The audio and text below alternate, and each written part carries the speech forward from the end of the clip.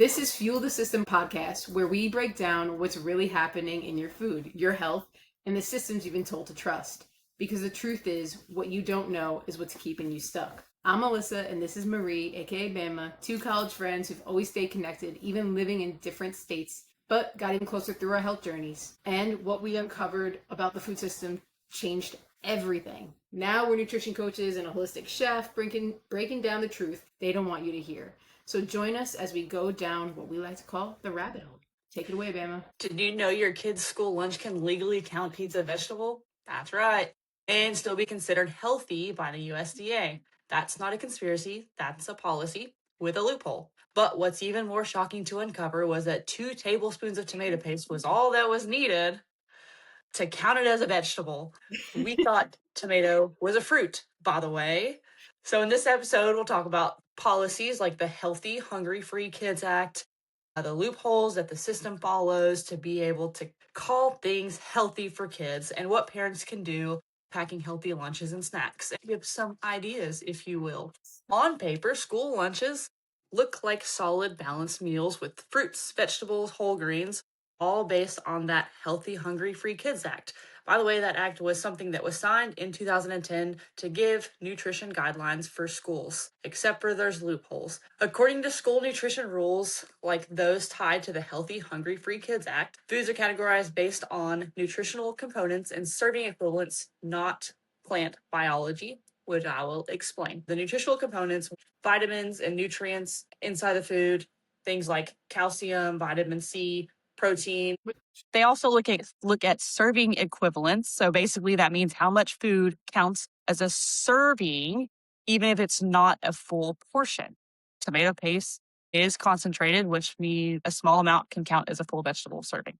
Take the water out, concentrate, full serving. Not really. Not plant biology. What we mean by that is the system isn't based on what the food actually is in nature. So tomatoes are technically a fruit. That's what I was talking about earlier.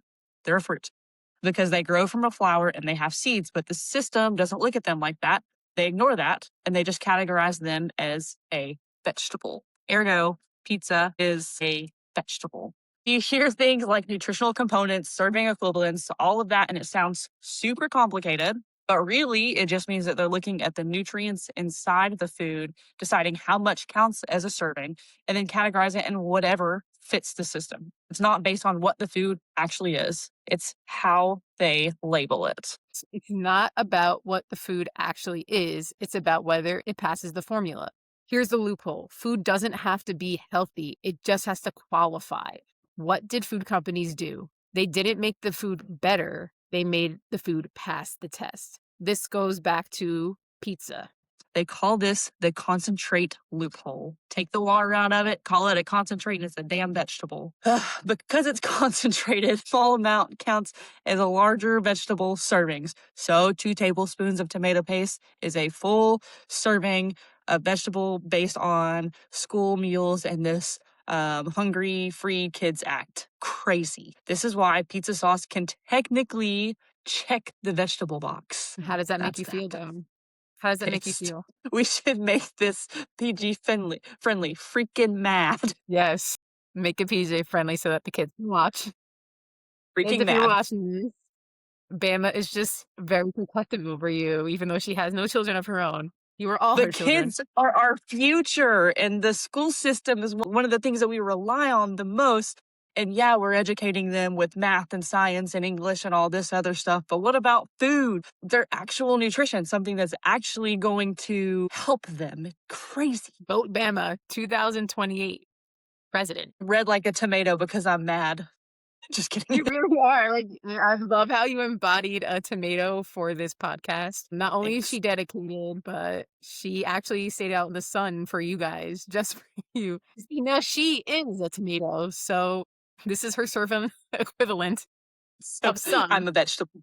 You're now a vegetable. It's crazy. I think when I think about how they're able to just deceive, it makes me so angry inside because these kids are going to learn in school, but really, what are they going to have when they're eating crap? You know what I mean? They're not going to be able to sit down and learn for the amount of time that everyone, first of all, I think is too long in a classroom for in the first place. Only registers like what? Like I think 10 minutes people really pay attention. It's like it makes me really mad when we're already giving them crap food where their brain can't process correctly because they're running on processed foods, sugars, and carbs that are not good carbs, right? Like there's great carbs out there, but eating just a pizza and considering it a vegetable, and then they're probably drinking chocolate milk on the side and or strawberry milk as Bama loves, along with blue cheese and hot dogs. And Hot dogs aren't as bad. yeah, true, true.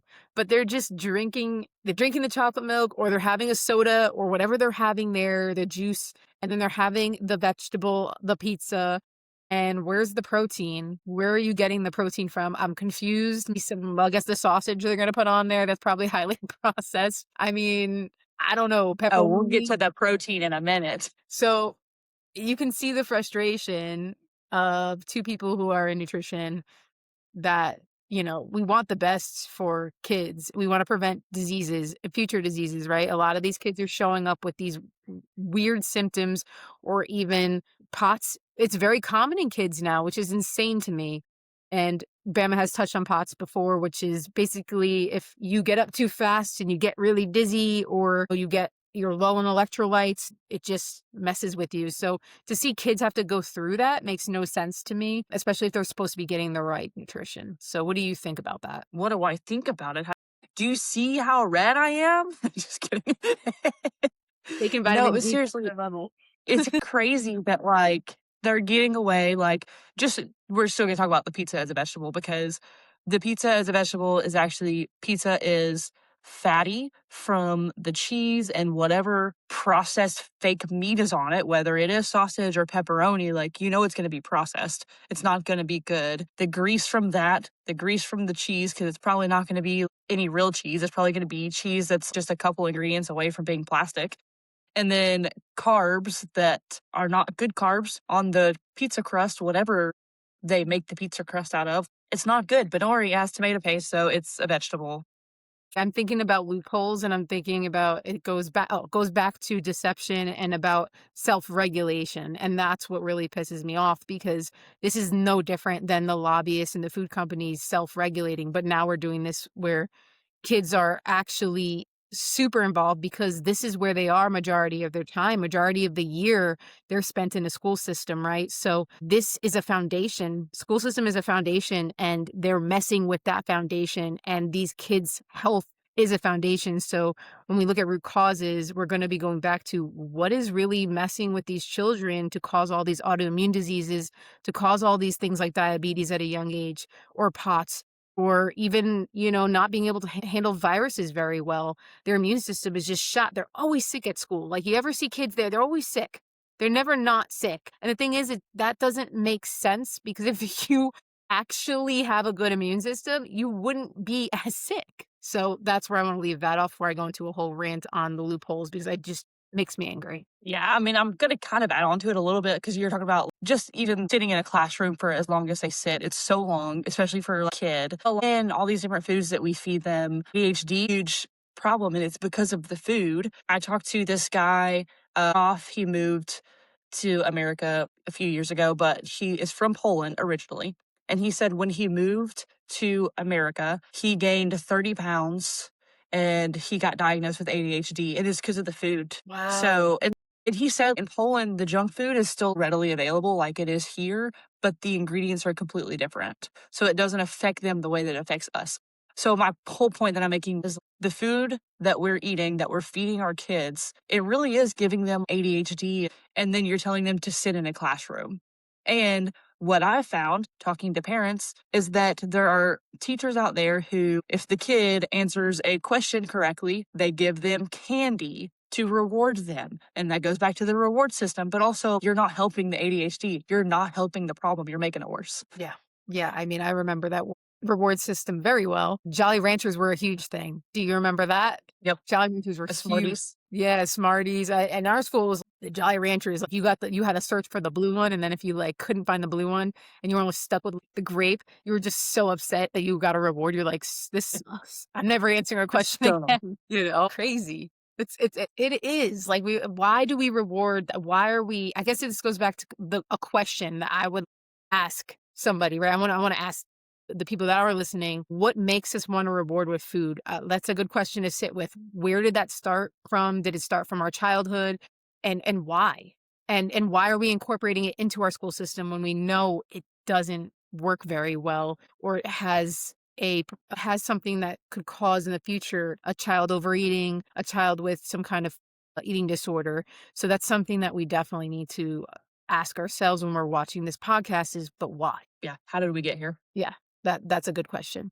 I think this would be a good time to go into when we talked about the policy and the loopholes and how tomato paste is considered a vegetable. It's considered that way because it's about the nutrition and the math and not about the food quality, which really grinds my gears. I mean, we look at the system and as long as it's covering, oh, there's some vitamin A in there's some vitamin C, there's some potassium, it doesn't matter what it is. It's just tomato paste. That's not a full nutrient dense food. It's just not. So it's processed, guaranteed. That is not just straight tomato paste. I'm sorry, because you need a large amount for a school system. There's just no way unless you see old Betsy in the back grinding on the little thing with the tomatoes and a mutter. I highly doubt that. I highly doubt it. Unless you got Nona back there. I don't know. You got a good school system in, but I mean, added sugars, sodium in that sauce. Gosh, I mean, the list could go on and on that I could cover. And I'm so upset about it. So we have pizza counts as a vegetable because of the tomato paste, but what about other ingredients and other things, right? We have highly processed breads that count as whole grains. And if it's just 50% whole grain, it's whole grain. So what is the other 50%, Bama? I don't know. Tell me. Sarah Lee. I don't know, man. Some of these things. And let's not even dive into Bama's favorite topic of strawberry milk. Let's not. Well, let's do it because let's make her mad because I love that. So think about how the sugar it is in that strawberry milk. And do you think that's real strawberries? Once again, you got a garden, Beck, in that school system? Probably not. This is public school, y'all. But I just went country for you. Now I'm getting so mad. I'm turning like I'm in Alabama. You know what, though? Here's the thing. This answers your question that you asked earlier. What about the protein with the pizza? Where are they getting the protein, the meat that they put on the pizza? No, the chocolate milk that goes on the side because it meets the protein requirements. And the calcium. And the sugar. And the sugar. Like, so what is that? That's not nutrition. That's called what we like to call food engineering. Gross. In our world. It's called messed up. It's called deception for people that have no idea and don't have the time to research this kind of stuff and find the resources. Like me and Bama had to go literally down our rabbit hole to find these things. And it was unsettling. Well, and just saying this, the Healthy Hungry Free Kids Act, literally it was to make guidelines, yes, but so that there wasn't so much sodium and sugar and all that. So that set guidelines for that. They can't exceed a certain level of sugar. They can't exceed a certain level of sodium per day, per meal, whatever it is, but it's still highly processed. Like it doesn't take away from the fact that it's highly processed. Something like chocolate milk and strawberry milk still has a ton of sugar, but it's just right under that limit that they can have. So these loopholes are ridiculous. Yeah, it's unnerving. I'm going to have so many nice adjectives in this video, but it's unnerving because it's just they can do this with your children's food. What else are they doing loopholes for in everyday life and in also adults eating food? And it's not that we're unaware, but some of us are. Some of us are unaware of this, right? It's good to know that these things are happening because there's just ways that parents can get involved, whether it be, speaking on behalf of these policies, maybe showing up to PTAs and asking these questions. Where is this all coming from? Where does your food come from? What kind of quality is it? You should know if people paid attention, like they pay attention about taking care of their dogs. Again, I'm going there because true. I see dogs, they get that good, you know what I mean? They get the little fish on the top because they got to get their omegas, If you cared about that, you cared about your kids eating every day. And the thing is, I think it's just because it's so socially norm. It's just so normal that we're just, okay, we're programmed. Yeah, pizza, milk, that's great. That works. But that doesn't work. And that's what causes more issues along the way. Yeah. What farm are you getting those Tyson chicken nuggets from? What cow is producing chocolate milk?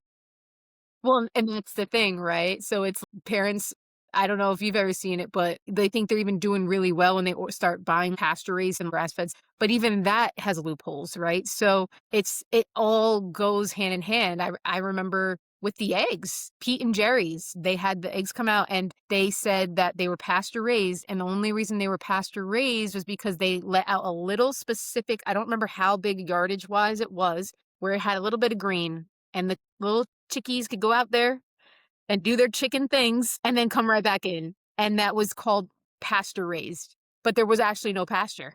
So there was a lawsuit on it, it was sued. So that brings me to, like, if those important details, these things that they're pushing so hard now, pasture raised, grass fed, you name it, are being loopholed, your kids' food is being loopholed.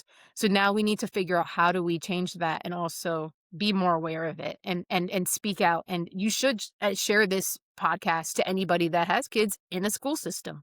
I think it would be super helpful, because once they realize what's going on, that maybe they can at least have their own opinion or choose to do what they want from this. What do you think, Ben? For sure. I mean, you're talking about the eggs. Fairlife Milk went through something similar. I don't remember if there was a lawsuit, but there was the whole thing where they seem the super clean company and they take care of their cows and all this, but they do the same thing that every other milk company does with the cows.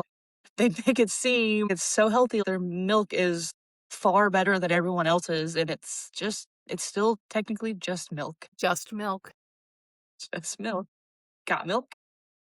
Yeah, got milk. Another thing we should talk about. But anyway, so I think we covered that topic pretty well on the loopholes and the nutritional math behind it. But I think what's really important is we did actually have a real lunch menu come into our hands. And I know someone's waiting to just go in on this. So let's actually look at a real school lunch plan. And, because it's on paper, it sounds like there's a variety of kids options on there, right? You see a whole bunch of different ones, which Bam is going to go over. You got things like taco salads, you'll see, and Mexican pizza, some potato wedges, some chili beans, maybe some cheeseburgers and some corn dogs, and chicken tenders and fries. And yeah, there's some fruit on that side. Woo! Like oranges, apples, maybe some real strawberries. But almost everything on that menu you're going to see is highly processed, breaded, fried, and refined carbs. Low quality oils, people, wake up. It's happening. And then they add a small side of that little fruit for your child, right? We just talked about that. And what makes it balanced? Does that make it balanced, Bama? Does fruit on the side make it balanced? Tell us. Unleash it. Let's go. If you have a scale with two sides and you put all the weight on one side, is that balanced? Nope. It's not. No, basically what they're doing with these school lunches is it's not day by day.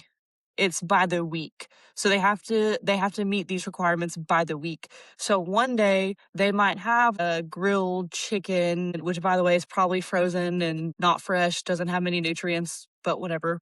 And probably a lot of sodium, but still somehow bland. But they'll have something like grilled chicken and maybe broccoli. And then the next day they can have corn dogs, which is definitely not healthy. And then the next day they can have a burger and french fries, which is not healthy. And the next day, we got to hit that health mark again. And so they'll try to serve something healthy and then go back to that pizza on Fridays. And it's, as long as they're meeting the numbers by the week, it's fine. It's balanced. That's what they mean by balanced. That's not balanced. That's inconsistent. It's the serving equivalency we talked about, right? It's hitting that mark, the loophole. Yeah. And I mean, offering things, yeah, for breakfast, they might serve a sausage biscuit. That's cool. The sausage is probably frozen Jimmy Dean sausage or something like that, and a biscuit. So it's all carbs and fat, very little protein, highly processed meat. But then it's, don't worry, we have a low carb option. Here's some breakfast pizza. I'm sorry, what? How is it low carb, first of all? And second of all, I know it's crap. It doesn't matter. The eggs, I don't think they're back there just cracking the eggs and whisking them up. What? No, it's probably eggs from a carton. Most likely. And whatever else they are putting in there, probably frozen bacon bits or something, frozen sausage peel. It's all going to be frozen food. They're not making this stuff fresh. It's all frozen, all processed. Like we talked about in the last episode, they're buying foods from Tyson and Kraft and General Mills. These companies don't make healthy foods. Tyson chicken nuggets, not healthy. Tyson makes chicken nuggets as one of the bigger things that they make. Kraft Kraft mac and cheese, not healthy. General Mills is going to be most cereals, which are full of sugar. So I don't know what people are expecting. I don't know how they're expecting to get this balanced meal when they're buying highly processed foods from these big companies that are selling it cheap so that schools can afford it. Well, that goes back to our last podcast. We were touching about how they were self-regulating, and those companies that you just mentioned were the ones that were in charge of being able to, for the children's, I think it was children's advertisements organization, some kind of program, and they are on the board for that. So that should tell you right there. And then the deception starts with the marketing. It's going to definitely be with your food. Yeah. I mean, But let me not forget about the fruit that they serve. They do serve fruit. The one healthy thing that they might do is serve fruit. That's a guideline. It's one of the guidelines. They have to serve fruit with the meals. So even if the kid doesn't eat it, they have to serve fruit with the meal. which most likely Balanced. they're not eating it. Most likely they're not. I can guarantee you it. It's like when you go No, to a they're gonna- diner and they give you coleslaw on the side. You ain't eating that coleslaw. You don't know where it's been. No one's touched it. I don't even know why it's being passed to me. Matter of fact, just give me an extra side of fries. Keep the coleslaw. Exactly. At that point, coming out with this coleslaw. I don't know what you did with that. Like you said, they're probably not eating the fruit because they have a meal that's, I mean, let's say it is corn dogs and then the side is potato wedges, which are probably frozen or fried and then frozen and then reheated so you can serve it. And so they're getting chicken tenders and potato wedges and drinking their chocolate milk or their strawberry milk. And they're too full. They're already the fruit. No, and it's two of those things you just said are highly processed. Then you have the fruit, which is fruit is really good for you, but it also contains sugar. So you're just feeding more sugar and sugar, whether it's good sugar for you or not. It's overabundance of what your body can actually break down to in a carbohydrate sense. What it feels like is here is a fruit, and then 2 or 3 days out of the week, we're going to serve a green vegetable. That way, they're for sure eating healthy. And now we can call it balanced. But the rest of the food, Yeah. crap. Well, I also thought about when I saw the menu, it said, I was reading the menu, I was okay, I think it was a pulled pork, corn dogs the next day, something else that said oven roasted chicken, chili with Cheez-Its. That's what it was. I'm glad I looked it up because we were going to miss out on that one. And wait, baby carrots with ranch, highly processed ranch, I'm sure. Cinnamon rolls, fruit cocktail, and a banana. I mean, you had me at oven roasted chicken, chili, and then you added the Cheez-Its, and then you added potato wedges. So you have chili, which is loaded with carbs. You have Cheez-Its, which is carbs. You got potato wedges, which is carbs. You got baby carrots, which is not that many carbs. Ranch dressing, insane. Cinnamon rolls, carb. And then fruit cocktail, please. A fruit cocktail, God only knows what's in that. That's not real fruit. And then bananas. The only A good cocktail. thing is, yeah, That's fruit. Hold on. Fruit cocktail is a serving of fruit, and they're counting it as a serving of fruit. But I know for sure that the juice that goes in the fruit cocktail is probably 50%, maybe less, who knows, of high fructose corn syrup. I mean, if it doesn't work for you, the next day you could just wait for some chicken fajitas with some fixins of cheese sticks. And then if you really want to wait, you can get your vegetables from the marinara. And then the baked beans, let's not even go there. I don't know why you're doing that to children. They got to sit through 6 hours of school. Come on now. And then if you don't like baked beans, you can do the Italian beans, whatever the heck that means. I'm Italian. I mean, it could be cannelli. I don't know. And you got fresh orange applesauce. I mean, you could wait for that for the next day. And then you could go, the next day you have a walking taco. Not sure what the heck that is. I guess it's maybe you walk to the taco and that's your exercise. I'm not really sure. And then next is pizza day. So that is like and it's not just pizza day, it's pizza, chicken stir fry, steamed corn day. Okay. Steamed corn. That's all I'm doing. That's all I'm doing for that because I don't want to. Just can't go any further into that. It's going to get me more angry. Okay, so Bama, we're talking about this. We're talking about all this crazy crap that is in our food that our children are eating on a daily basis. So not only that, then they're coming home. We don't know what they're eating at home. We don't know what their living situation's like. We don't even know what they're eating for breakfast. So that's the issue is you don't know what the breakfast and the dinner's going on. I also do want to touch on one other thing. If you're talking about high school students, when I was in high school, we had a school store.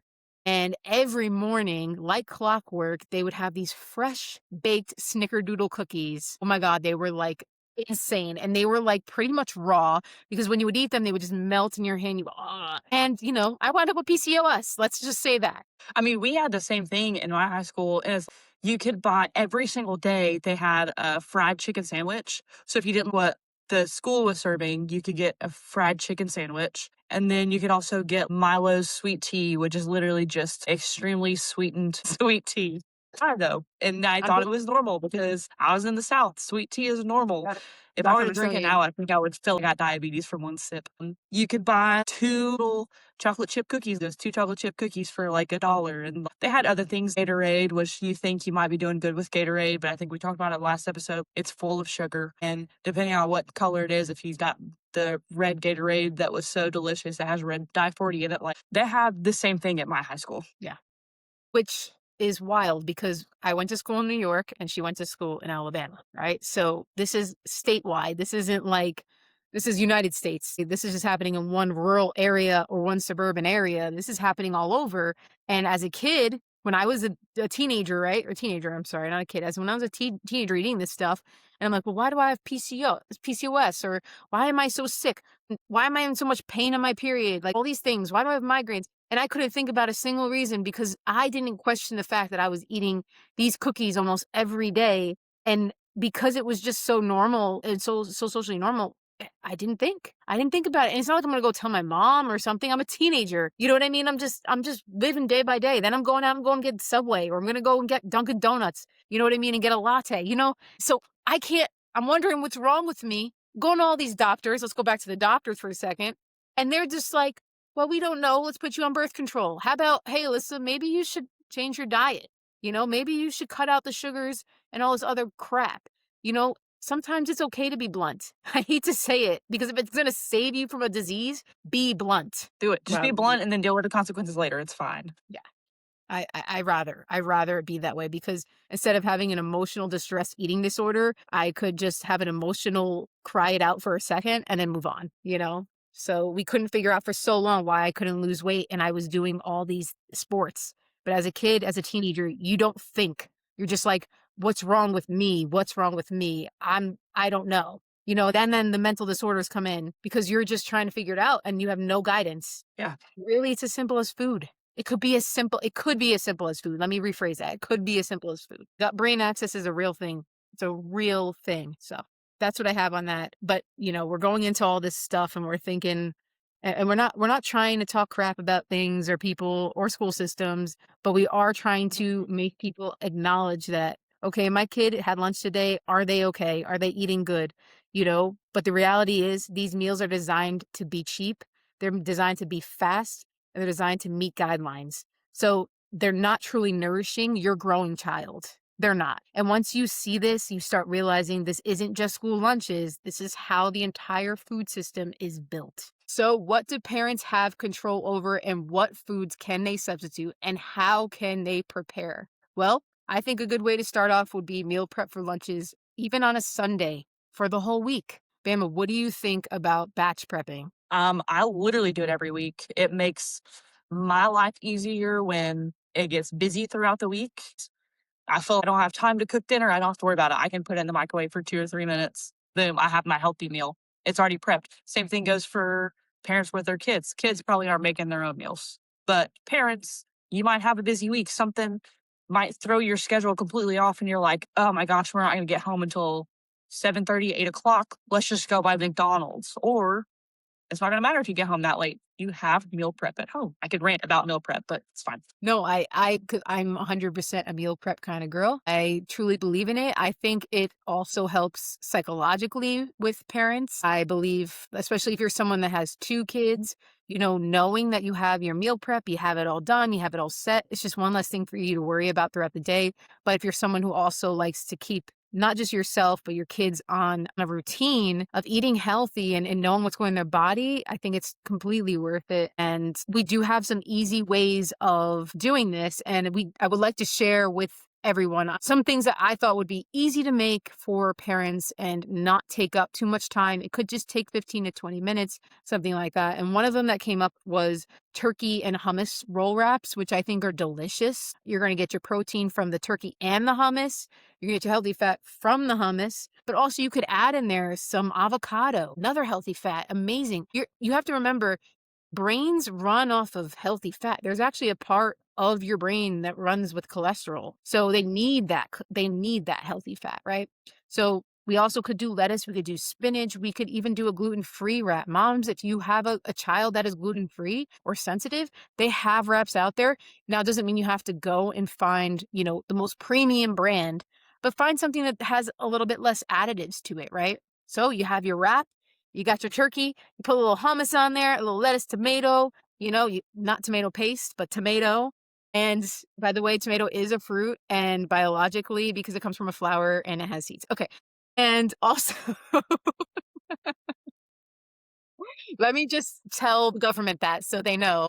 It's not a vegetable. It is not a vegetable. And you guys were the ones that actually said that. So anyway, we make these little pinwheels and you cut them. You can cut them into little pinwheels and you put them in the boxes, and you can put a side of cucumbers, or a cucumber tomato salad. That's delicious. Carrot sticks, apple slices. Now, you don't have to go crazy. I'm not saying you have to go out there and put, all these cucumber, whatever. I know it's very healthy for a child and teenagers. You can go out and buy something that has like a popcorn or something with chips, but it's very, very low minimal process. And I do have some of those examples that I'm going to do in a little bit, but that's just one we have for you.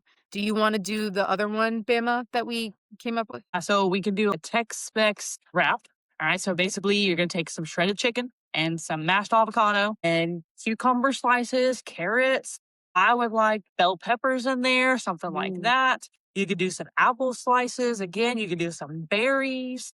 Again, if you want to do the chips, she's going to talk about different chip options. You can do these things. It's actually really easy and probably cheaper. You could do these things. Yeah. So one of the what I want to touch on for that is when you do the shredded chicken, you could literally go to the store and buy, 3 to 6 pounds of chicken, depending on how many kids you may have, or even yourself. You could even make this meal for yourself, right?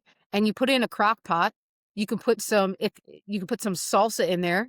You'll salsa verde, a little salsa, something in there. Season it with some cumin, some coriander if you want to get a little fancy, some paprika, whatever makes you happy. And you just let it sit and you wait for it to break down. You put some chicken broth in there. If you want bonus stars, you can put some chicken bone broth in there, which Bonafide is called the brand, which is amazing. It's all organic. It's maybe when it's on sale, it's $3.99, and it has everything in there: apple cider vinegar, celery, carrots. It's all been soaked and simmered in there.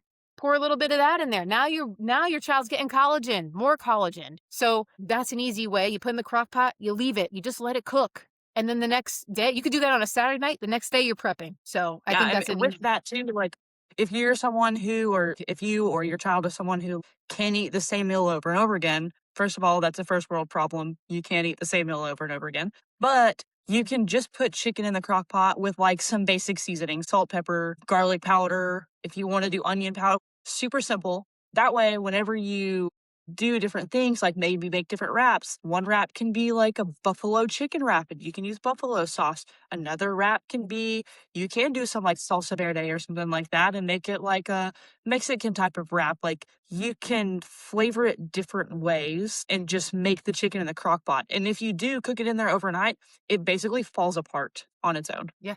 Yep. You just need a You fork. don't have to have that stupid little chicken shredder. I hate those things. I think that's so stupid. Yeah, no, that's not for me. That's a hard pass for me. You could just take the forks and just separate it. If it's cooked right, you should be able to just pull it apart. Do you ever think about your dog or any animal, and they eat the same thing over and over again every day? Like my dog, he eats pork. I cook him ground pork. He's bougie as heck. He is, but he's allergic to everything. He can't eat kibble. It's just whatever. He's a lab, so it's common for skin allergies. But he eats pork every friggin' day of his life, and he's fine with it. He doesn't care because he's not really eating for the flavor. He's eating for the fuel the system, right? We're the only species that has to change and do all these extra things to accommodate what we actually want. Like, it's more psychologically than it is about what's fueling your system. And that's new. Because think about our ancestors who had to grow their own food and hunt their own food. Literal hunters and gatherers. They kind of had to eat the same thing because that's all they could get. They didn't have all these options and these scientists engineering food. No. So No. you can eat the same food. That's my whole point. You can eat the same food over and over again. You really could. You really could. And I think, and I'm not saying that don't, if you feel it's torture, don't do it. I'm not saying that, or we're not saying that, but it is quite the honest truth. And as someone who has had to change their entire diet for Lyme disease, I used to eat carbs on carbs all the time, pastas and meatballs. And I had to literally remove those things from my diet. And I felt better. I didn't die from it. Do I miss it sometimes? Sure. You don't think me and Bema miss pizza every once in a while, or you know what I mean? We want to veer off, and we do sometimes. We do. It's an 80-20 kind of situation. But at the same time, we know when we eat that, what's going to happen to our body. We understand that the next day is not going to be the best, or right after, we're going to be bloated. Right? Yep. Like, I'll even do a good example. Yesterday, I had a freaking hot dog, which you hate. Now I know why. And maybe this was like the curse from Bama. And I had a boar's head hot dog because I went to my mom's house and they were like, let's grill. I said, whatever. So I ate 2 burgers because I'm like carnivore. So I eat meat. And I'm eating this hot dog. I'm like, oh, this is going to definitely mess me up later. It messed me up. No shame in my game. I've eaten other hot dogs where it's all beef, called Teton Ranch. They make it and they're actually really good, but they're not high in protein at all. They're like 6 grams of protein, but they're good. But they never caused me discomfort. But that, whew, Instant regret. I blamed it on the dog half the time. And I don't even do those. I don't care because you got microbiome. This is good content for you. This is real life It crap. happens. This is what happens. We're humans. The digestive system, when you mess that up, when you interrupt its process, it will let you know. And I know you all have been through something. So, all right, let's bounce back to what should we pack for our children for snacks. And I have a couple I found, and then you can go over a couple, Bama. Cheese cubes are really good. So if you're lactose intolerant, they do make good, what's the brand? The mozzarella, whatever you want to call it. I call it mozzarella. My mom will kill me if I say mozz. You cube it up, but it's lactose free, and it really doesn't affect anybody's body. I've had really good results with it with clients that have lactose problems that I've cooked for. So that's why I'm telling you. I think it's like Galbani or all. And you can do seed crackers, whole grain crackers, grapes or berries. Easy, simple stuff you can just pack into your kid's lunch. Now, this is like more whole foods we're talking about besides the crackers. And then we have, if you want to go into that, Bama, we can go into there's guacamole and hummus as well, which we all love guacamole hummus. So we said it 10 times. Yeah. But you want to go into the other stuff. Yeah. So other things, and this is one of my favorites, is apple with almond butter. I love peanut butter, but peanut butter can make me really bloated, and blame it on the dog as well. But wait, So almond butter. do this. Let me go. Wait, no, let me go in. Wait, I'm turning the peanut butter. Do it. Peanut butter. Dude, let me tell you about peanut butter, because one, Jiffy ain't got you, all right? Jiffy Lube is what it is.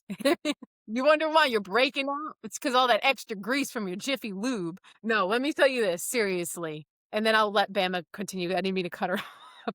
Yeah, Peanut butter actually feeds parasites, guys. And guess what? We all got parasites. I don't care what you think. You think you living up in your fancy house and you're like, I wear my sandals out and I don't ground. What you talking about? I don't kiss my dog on his lips. I don't do that. You got parasites. We all have them. Did you like that?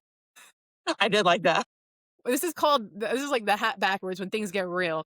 And we all have them. You don't need to be in a third world country to get them. And peanut butter actually feeds it. Not only that, peanuts also are high content for mold. So if you have a kid that is also living in mold, or you're living in mold and you're eating peanut butter and it's on top of everything else, it could actually affect your immune system. So I do want you to know that. Another thing is it could contain too much omega-6, and too much omega-6 actually is in processed foods, and it does drive inflammation in the body. And that's what I have for you on the backward hats session. Back to you. Thanks. So almond butter over peanut butter. Got it. Hard-boiled eggs, grass-fed beef sticks. I personally like the brand Chomp. It might not be like the super cleanest, but they're pretty clean for a beef stick. It's going to be way better than a Slim Jim, that's for sure. Banana and coconut yogurt, or some sort of like Greek yogurt. Just watch the sugar content in it. Frozen blueberries or just fresh blueberries, fresh berries, orange slices. These are really good snacks that you can pack. Yep, I agree with you. Better than the peanut butter. That's all I gotta say.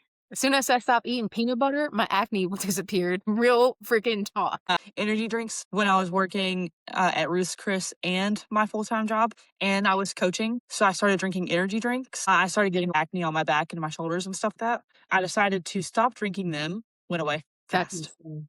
Yeah, because Yeah. of whatever it was must have been messing with your hormones, man. Holy crap. Yeah. It's crazy. That's crazy. Peanut butter.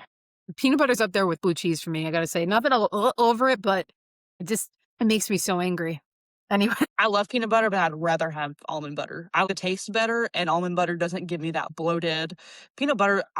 If I eat peanut butter late at night, I will wake up with acid reflux like 3 or 4 times. yeah, but like, why? That's what I'm saying. Like, why? So almond butter's the way to go. Clock it or whatever the kids say. Clock it. I think it would be, what is it? Chopped. Or what do they call it now? I don't know. My cousin will will come and chime in and be like, you sus. You're just sus. You're being sus. You're being cringe. That's what she would tell me.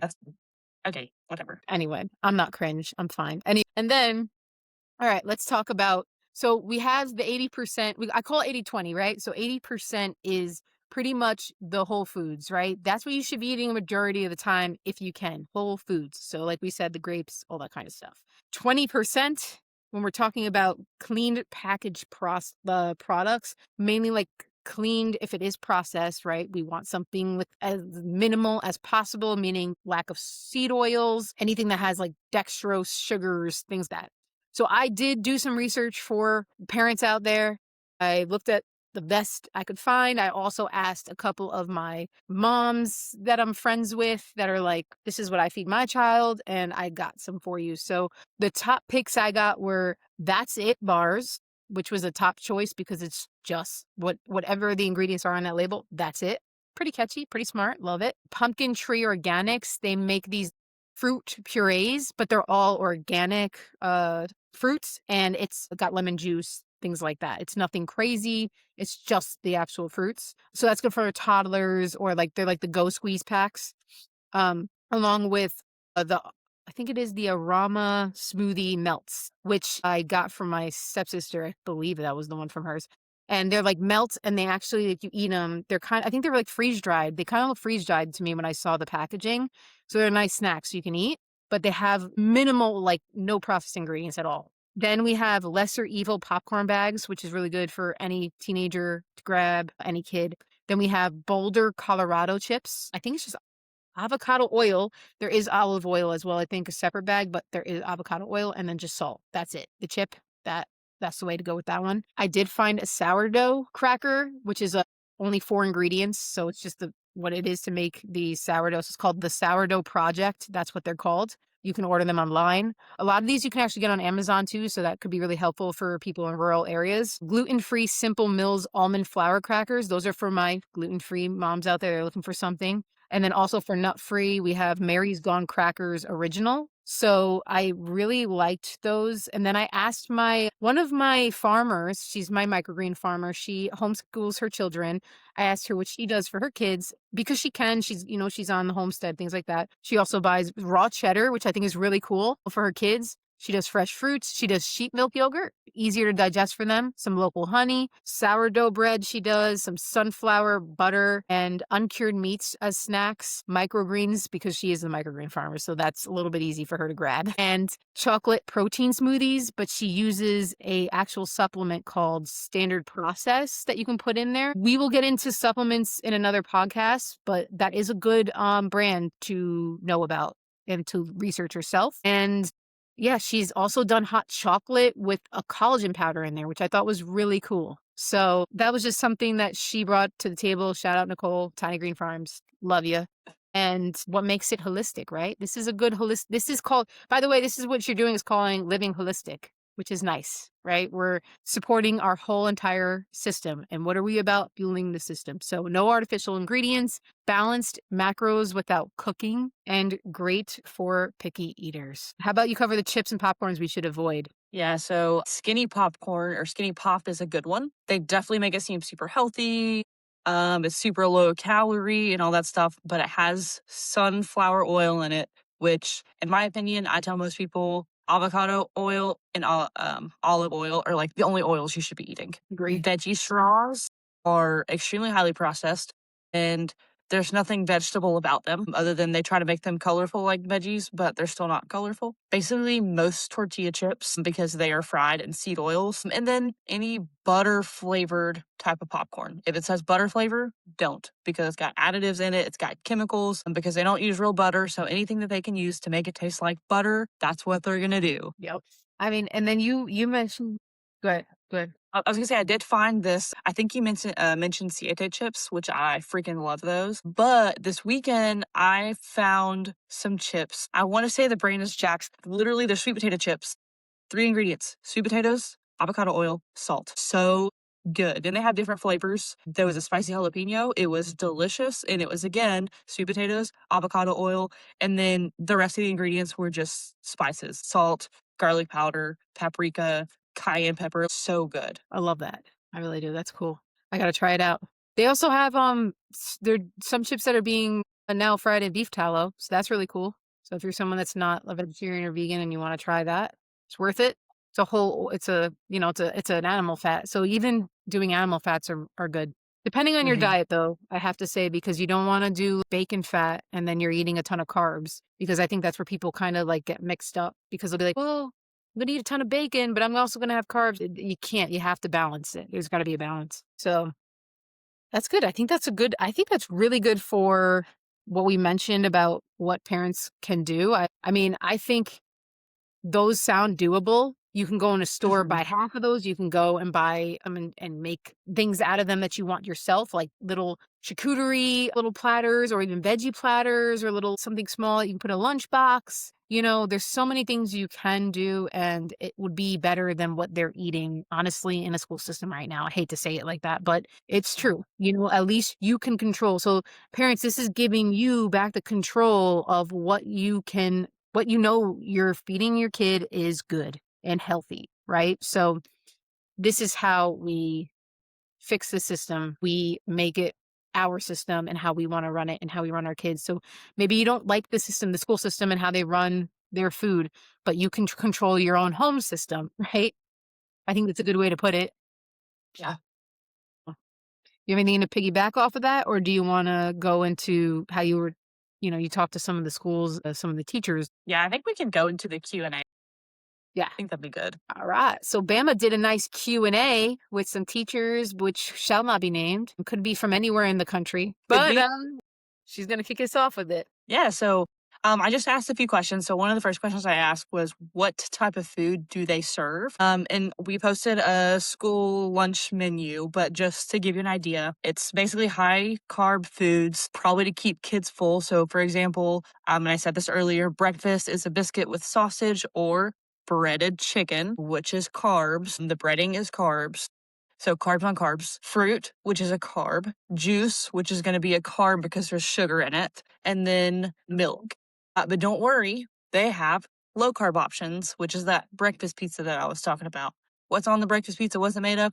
I don't know, but apparently it's supposed to be low carb. And then, kind of like we talked about that we had in our high school, they can buy extra stuff that are typically overpriced extra stuff, and they can buy ice creams, chips, and then small snacks like Rice Krispie treats or other sugary snacks like that. So I'm still not sure where the balance is. I'm still not sure how there's guidelines, but there's not really guidelines. They really are making their own guidelines. It's crazy. Yeah. And not to mention, we don't know who's funding them. Are they getting kickbacks from this? Maybe they're getting a discounted price because I get it. It's taxes, and taxes pay for school systems. But you know what I mean? If you're going to charge people all these taxes, maybe you should make it right, make the food system right. So, yeah. And then I think you said something about vending machines or something you're Yeah. talking about. So I asked if vending machines were easily accessible. They're not really accessible to students, only for teachers, which is great, but I think our teachers need to be fed well. PTA also provides teachers with snacks, which is extremely nice, except for most of the time they're sweets and junk foods. So even the teachers are struggling, and we're expecting the teachers to try to help with the kids. we're not even treating the teachers right, in a sense. So how can we expect the kids to be treated correctly? There should be elementary packets in that place lined up. Yes, there should. Those they don't get enough credit, teachers. They really don't. They really don't. No, they don't. And then I said, what is something you would want to know about the school system, how they feed their kids, or even the teachers, and what information do you think parents might want to know or should know? And one of the things that they said were portions are very small, which is not ideal for a growing or active kid. And food tends to be bland with no seasoning options. This, by the way, goes back to the Healthy, Hungry, Free Kids Act, where they try to reduce sodium, saturated fats, and sugar, which again, I'm still not sure how they're doing that with what they're serving. Because, like I said in the last episode, and we've said it earlier in this episode, is, they're relying on companies like Tyson Food, Kraft, General Mills. Another thing that they said was on paper, school lunch looks like there's a big variety. In reality, it's usually just a couple of main choices, and they're not always healthy options. There are grab and go items that aren't always the healthiest, most filling, or very tasty.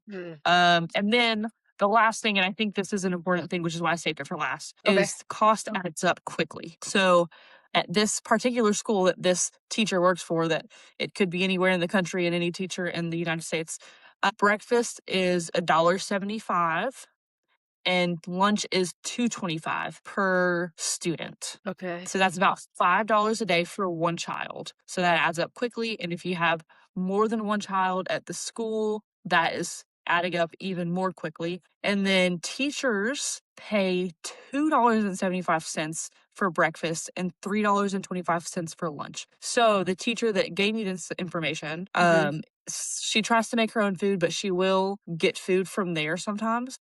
And she has 2 kids at that school. So it adds up extremely fast for her. Wow. Wow. I remember when I was a kid, they had like some programs for kids that can't afford, parents and stuff that can't afford. But I remember if you ran out, like you were screwed because you were only allotted a certain amount or for the day, I believe you had to choose between what you could actually eat. I think that's what happened. I remember that happening to me. Yeah. Wow. Crazy.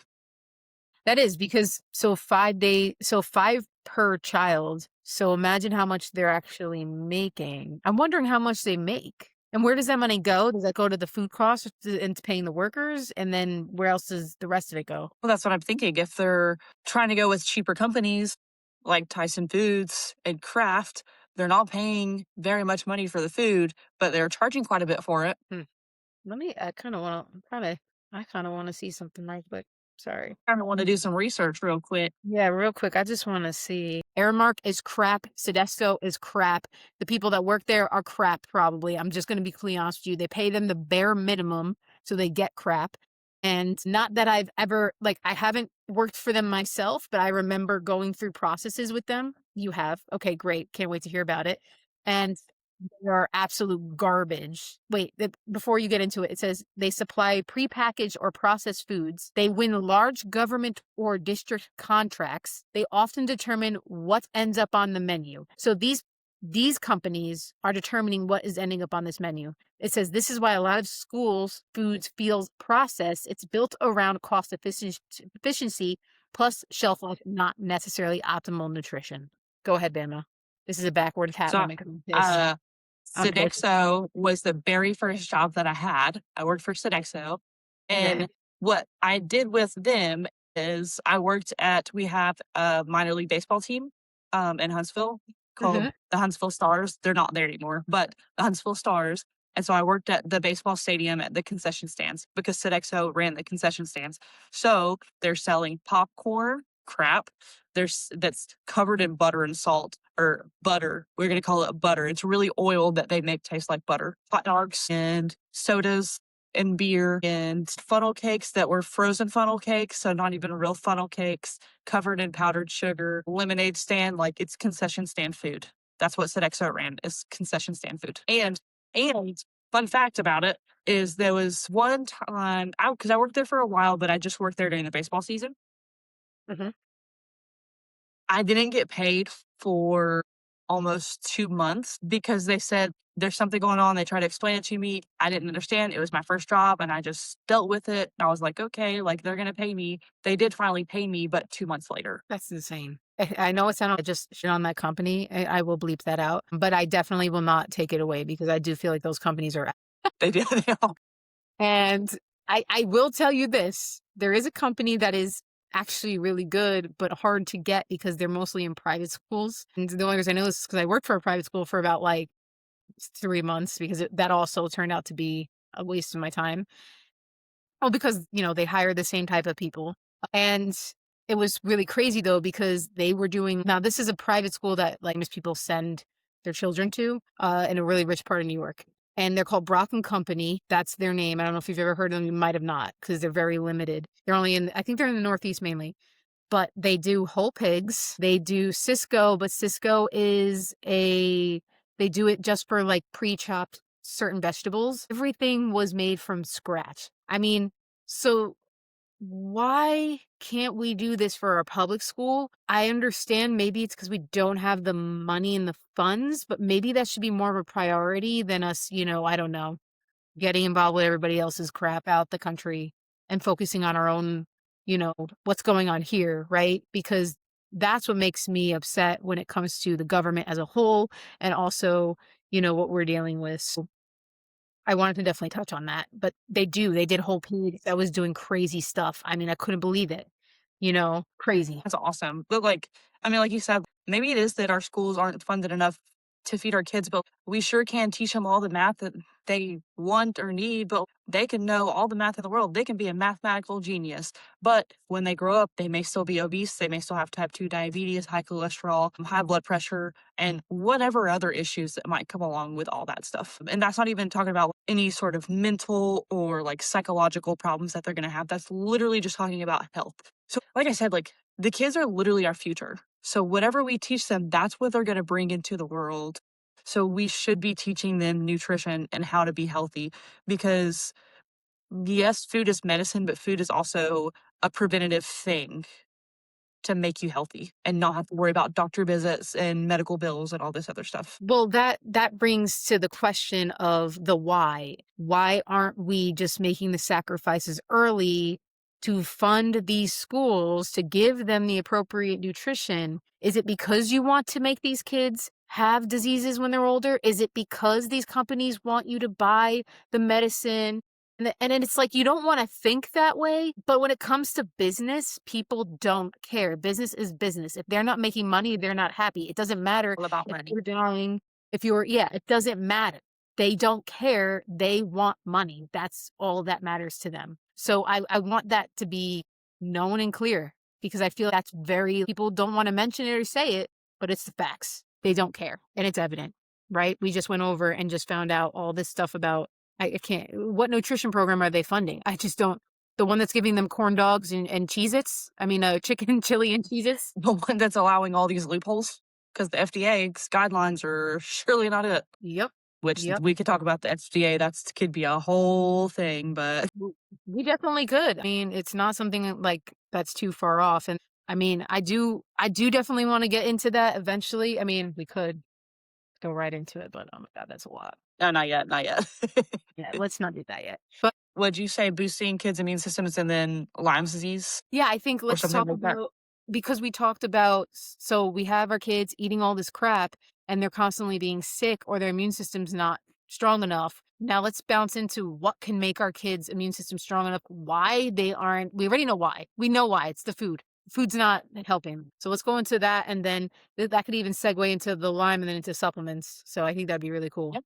I think that'd be good. And then we can actually put kombucha into that mix. Okay, perfect. I really want to talk about that as well. All right. So what have we learned? If you can turn pizza into a vegetable, you're not fixing nutrition. You're just getting better at hiding the problem. And that is the problem. This episode opened your eyes even a little bit. Share it with someone who needs to hear it. Follow Fuel the System on Spotify and YouTube so you don't miss what we drop next. And we'll see you in the next episode.